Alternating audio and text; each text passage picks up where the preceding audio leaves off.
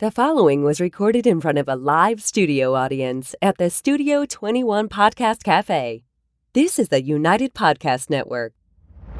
Are you tired of being misguided by self-serving financial service profit seekers? Are you looking for a better way to take control of your destiny and create a financially free path for future generations? Well, you're in the right place. Welcome to the Banking on Your Retirement podcast. We cut through the noise of the often self-serving financial markets with simplified yet foundational financial principles for creating a more peaceful, joyful, and prosperous life. So be brave and be free. This is your home. Now, here's your Banking on Your Retirement host, Johnny Ward. Welcome back to Banking on Your Retirement with your host, Johnny Ward. I'm in South Carolina right now, actually in an Airbnb right outside in Johns Island, outside of Charleston. First time I've ever been here, and man, it is beautiful. So today I want to, I'm going to share why I took this trip. And I also want to talk about some of the responsibility we have and the, free will that we have to choose what we invest in. And it's not just about, the investing world. It's about what you're investing your time, your energy, your passion into. And I want to get into that. I'll tell you a little bit of the story of why I decided to take this trip. One is that I said I was going to do something. I've been talking about it on this channel, and I wanted to follow through and get some things accomplished down here. So I actually started my trip on Monday, and I finished that day in Norfolk, Virginia, visiting with a high school and college friend and his wife and his dog, their dog. And he and I played baseball and basketball together and really good buddies in those years. And then he went into the Navy, and he's been down here for quite some time, various places, but he's been away from the New England area for most of his adult life. And I've seen him a few times, and it's always great. And it pick up right where we left off, and it was no different on Monday. And then we had breakfast together on Tuesday. And then I headed to Walterboro, South Carolina, which I arrived in the afternoon on Tuesday. And that's what I'll get into. But that's about 45-minute drive west of Charleston. So I actually was feeling a little pinch in my right shoulder, and I have a really good friend, who's a chiropractor, and I knew that he worked long days on Friday, so I didn't want to call him Friday night. And so I waited, figuring he works Saturdays too, Saturday mornings, till about noontime.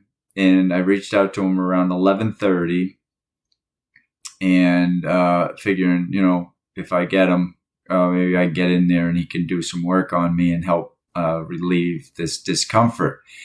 And so he didn't answer, but a couple of minutes later, he called me back, and I said, "Are you still in the office?" And he said, "No, I'm in the hospital." And he had come down with pneumonia and had been taken by ambulance on Thursday night, and I didn't know anything about it. I had talked to him on Thursday, but I didn't talk to him Thursday night. And the reason I'm telling this story is because it all kind of came together that this is the time, and wherever you are in life, age-wise, this is the time to live, to do things that you want, to go on adventures. And I know many of you do, but I just want it to be a reminder in my story that I said, I feel good and I'm capable and I'm grateful for that. So I want to, go do the things that excite me and make me feel like I'm doing something positive with my time, and hopefully positive for myself and others. And so I want to get to this idea of the responsibility that we have in what we contribute to society, which really contributes to our soul in a positive way if we do things that align well with our interests and our sense of purpose. And the reason I say that is I've talked with people over the years, and I've mentioned my thoughts on this now that I've lived a number of years. And that is, you'll hear things like from parents, which, God love them. I certainly can appreciate when they say, one of their children, has graduated, is, maybe within that first year landed a quote unquote good job. And I am not putting down people for trying to do what is everything I did, which was to find a good paying job. Yes, benefits, health insurance, all that was important, especially to my wife once we had children. She was always about, how's the health insurance with the company you're going to go with? And she studied it, and that was part of the decision making. But, as I've gotten older, sometimes I hear, they got a job at one of these defense contractors. They're working in the accounting department. And it's not to pick on just defense contractors. It's, what is the company that you're working for? What are they really about? What are you actually doing in the world by assisting them, providing services to your employer for that paycheck and those benefits? And I feel like, we don't think about that much, and it can happen in almost every walk of life. I sold software most of my life to IT departments and corporations, and I didn't know everything about what they were doing, right? So I was doing, I think, pretty good work, clean work, if there is such a thing. And but we would be willing to do business with anyone, and were they doing good things, And so I bring that up about, investments, which is investments in things you spend your time with. But then there is the actual investments most people, especially watching a show like this, would think I'd be talking about, which is investing in your mutual funds and your 401ks and their mutual funds and IRAs and so forth, or individual stocks. And even though they might be a high rising flying stock, hey, I bought it at, $50 and now it's, it's split, and it's basically quadrupled or whatever, it's gone up and made you money. But what is that company actually doing inside your mutual fund? There could be 100 companies in there, and they own various percentages, and you own various percentages of those companies. And what are they about? What are you putting your cash into? What are you supporting? Because that's really what you're doing. You're not just trying, well, maybe you are. And I think most people are chasing or going after, hey, I've been told this mutual fund does such and such, rate of return. It has for the last, year, 5 years, 10 years, that kind of historical data that you receive to try to make a decision on which funds you're going to pick for your retirement plan. And you're not really thinking about what these companies are doing.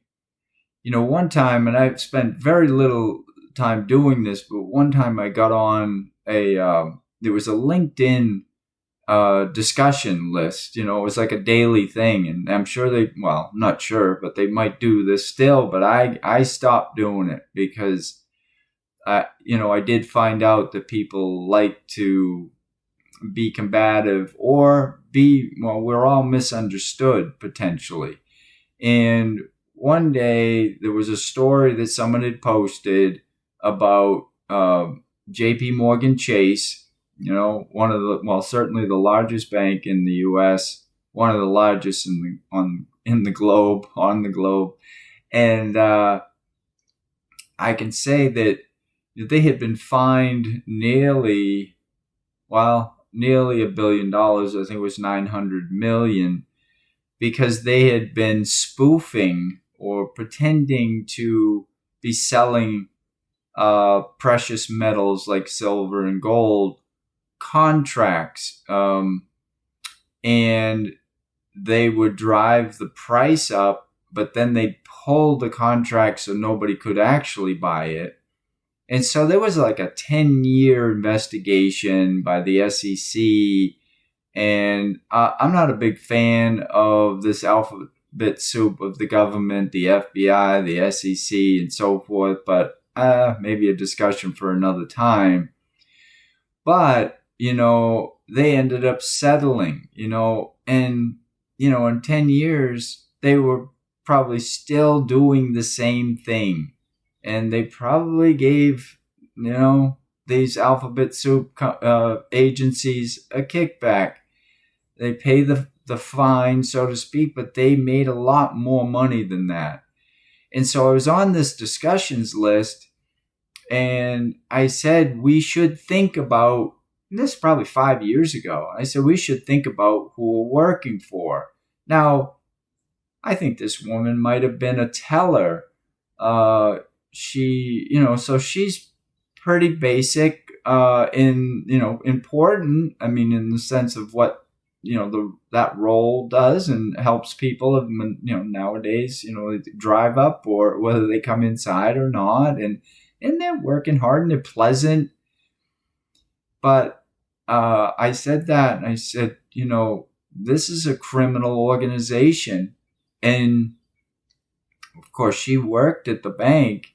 And she thought I was, not very nice, because she said, hey, we do a lot of good for people. We give them loans. We give them, we take care of them. We service them. We treat them well. We do all this stuff, which is probably true at her level.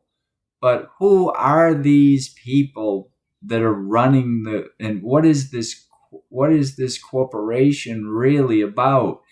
And so, we have free will. We can decide what we want to do with our time. And so I'm going to get off my bully pulpit right now. And we're going to take a break. We're going to listen to LDFA, Liberty Dollar Financial Association, and our sponsor. We're going to come back, and I'm going to explain a little bit more about why I took this trip. So come on back. See you in a moment. Have you heard about Liberty Dollar Financial Association? Liberty Dollar is a private membership association that allows its members to purchase silver in different forms, which are lawful for use as mediums of exchange. Liberty Dollar Financial Association is a private alternative currency that is provided to members in both digital and paper warehouse receipts. They also sell physical Liberty coins for your personal possession, or they'll securely store your precious metals for you. They provide members with various services that allow them to use their silver's value as a means of exchange, such as their bill pay service, where they will pay your bills out of your silver account, similar to your current banker. Additionally, they offer a term deposit investment account where currently they are paying out in silver a guaranteed 1% per month, which can be compounded over a 1-year term. Liberty Dollar just celebrated 25 years as a silver bullion dealer, storage facility, and exchange. To learn more about Liberty Dollar Financial Association or to become a free member, visit ldrep.nl/BOYR. That's Liberty Dollar Financial Association. So I decided to take this trip to go see Liberty Dollar Financial Association and the owners and the staff. So the owners, Wayne and Kathy Hicks. So I got there Tuesday afternoon this week. And they greeted me with open arms. We sat right down in the conference room. I had a bunch of questions. I wanted to know how secure, if I was to put my silver with them, how secure it was. I wanted to know some of the vision that they had for LDFA. And they were a complete open book with me. Now, I brought some silver with me, a quite substantial amount, and I put it with them in their storage. And immediately after we got done with it yesterday, on Wednesday, counting everything, being in agreement of what I was giving them, they put it in my account online, which is my membership account. And my plan is to then switch it from my general account online into the term deposit account and earn the 12% a year in silver, right? So I'm hedging against inflation. I feel more secure. I know I can use the warehouse receipts, which can be acting like a currency and certainly a means of exchange. It's not legal tender, but it is legal currency in the sense that private members can exchange. So vendors, merchants, what have you, and private people can exchange their warehouse receipts. They could send in the form of silver, which is converted into Federal Reserve notes or dollars, and we can exchange that way. So I want to back up a little bit and tell you that, I was asked maybe two years ago by a prospective client to, if I knew it. Well, first I was asked if I knew anything about something called private membership associations, PMAs. And I said, no, I don't know anything about them. And so she asked me, in the process of talking to her about the infinite banking concept and putting a policy in place, whether I would look into these PMAs. So I said I would, and it took me down quite a rabbit hole, and I won't get into all of it today. But Liberty Dollar Financial Association is a private membership association. So all the customers are members of the association, and it's a free membership. And you saw on the ad how you can get there, and I'll say it again in a moment, where you can get your free membership. You become basically an affiliate, and you have an affiliate link. And if you share this with any businesses that sign up, they sign up under you, basically. So you get a little bit of a commission when they buy silver, when they have an account that's active. But that's really not why I'm doing this. So I'll get to that too. Now, a private membership association is not like something that you would get a state license, a business license. It's not federal. It's not an LLC or a C Corp or an S Corp or any of those limited partnership type things. Any of these structures, because that's all public, right? And technically, private membership associations are totally private. And they really kind of bubbled up, though they were around beforehand, they bubbled up quite a bit during 2020 and 2021 and since then. But because of the fact that during the lockdowns, the states were telling people, this is what you have to do or we'll shut down your business because you're really in partnership with them. But when you have a PMA, you are private, and everything that goes on within that association is private. And so you're not subject to all these regulations. And it's really for, as their tagline is, private money for private people.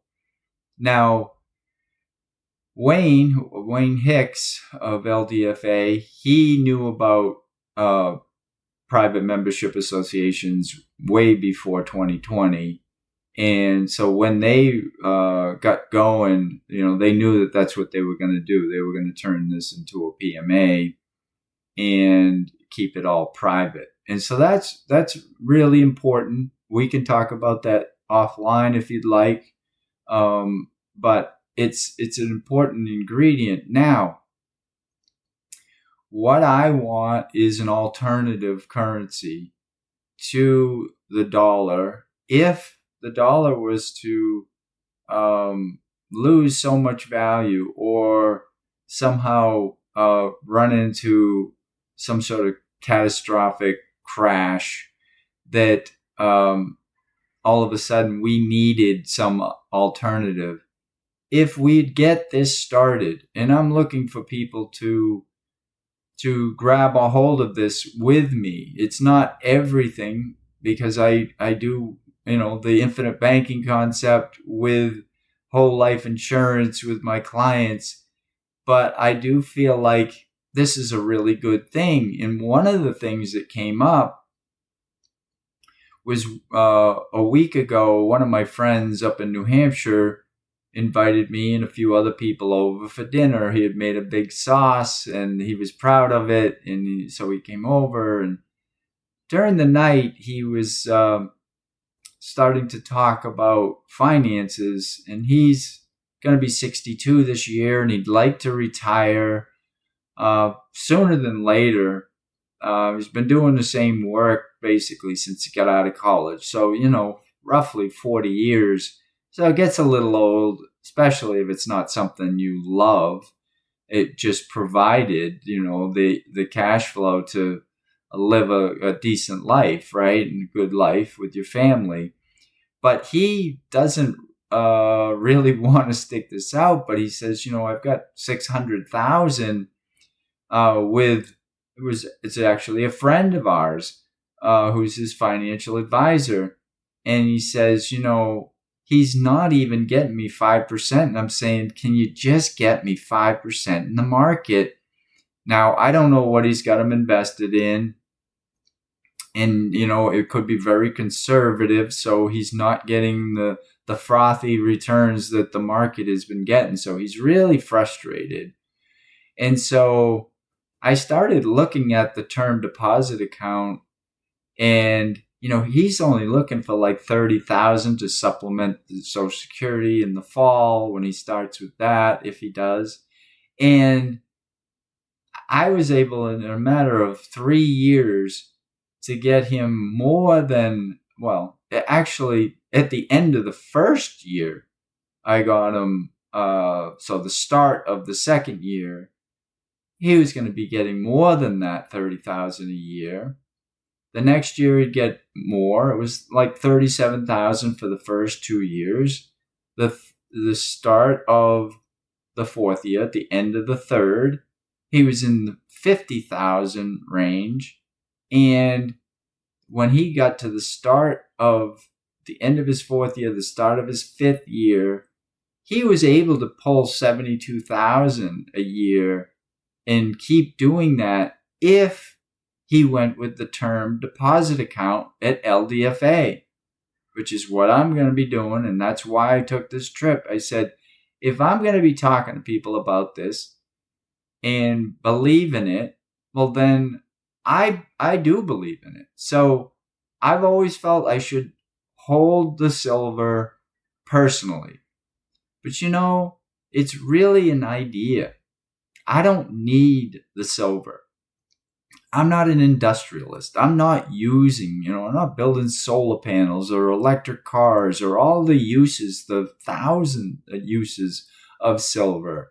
I'm not doing that. I trust that I'm putting it in a safe place, and I have been given an exchange of money that I can use as regular cash. I can do bill pay with them, but I also can get the word out about these warehouse receipts. Now, warehouse receipts look a lot like a dollar, actually more like foreign money because it's got more colors to it than the US dollar, the Federal Reserve notes.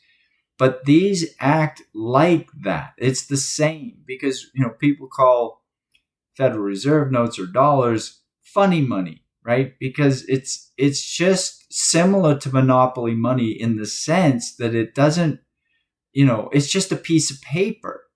And in fact, it's like somebody writing on a piece of paper and handing it to you when they owe you, say, $40.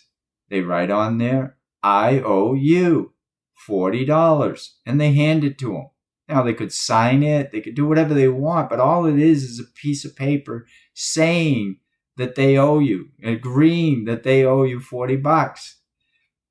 Of course, the person has to keep that slip of paper, which is like the dollar. Hold on to it, but you can't take that piece of paper and hand it to somebody else. But that's what we do with our dollars, because that's what that dollar is. It's actually debt. I owe you something, but I'm just telling you, here's what I owe you, but I'm not really giving you anything that truly has intrinsic value, that has tangible value, hard asset, like the dollar used to be backed by. They used to be called silver certificates, and they got rid of that, right? And so in 71, when President Nixon took us or closed the gold window, which meant that they don't have to reimburse anybody that turns in these certificates. They don't have to give them gold or silver, right? And now we can just print as many of these as we want. Well, you can't have more warehouse receipts from LDFA than there is actually silver that's backing them, right? So if there's a warehouse receipt that says it's worth 1 ounce of silver, you could actually turn that in to them. They would send you this ounce of silver, or just deposit it into your account. Either way, you are protected. There's something real there. And so I'm just asking people to think about this. This isn't really the way that I make money. I could make some money. It's not about that. It's really about freedom, true freedom, and having an option. I'm all about options. I've said it before. My dad, I don't know if I've said it on this channel. I've said it on other channels. My dad said a few things to me that I remembered. And one was, always keep your options open. And this is a really good option, and it's a really good alternative. And it's what we actually were founded on. We wanted to have real money. And that's what these warehouse receipts really are. They're real money. So thanks for listening. Hope you have a great week, and I'll see you next week. And please, reach out with comments, send me an email, get on my Facebook page, get on the YouTube channel, comment, like, listen on any of the audio platforms, Apple, Spotify. Should be able to find us there too. And again, I'm Johnny Ward, your host of Banking on Your Retirement, and I'll see you next week. Take care. Thanks for listening to the Banking on Your Retirement podcast. Be sure to follow us on Facebook and YouTube at Banking on Your Retirement. And don't forget to rate and review us on your favorite podcast platform. Thanks again for listening. The information expressed on this podcast is for informational purposes only. You should not construe any such information as legal, tax, investment, financial, or other advice. Personal due diligence is the listener or viewer's sole responsibility. The views and opinions expressed by the hosts, guests, or callers of this program do not necessarily reflect the opinions of the Studio 21 Podcast Cafe, the United Podcast Network, its partners, or affiliates.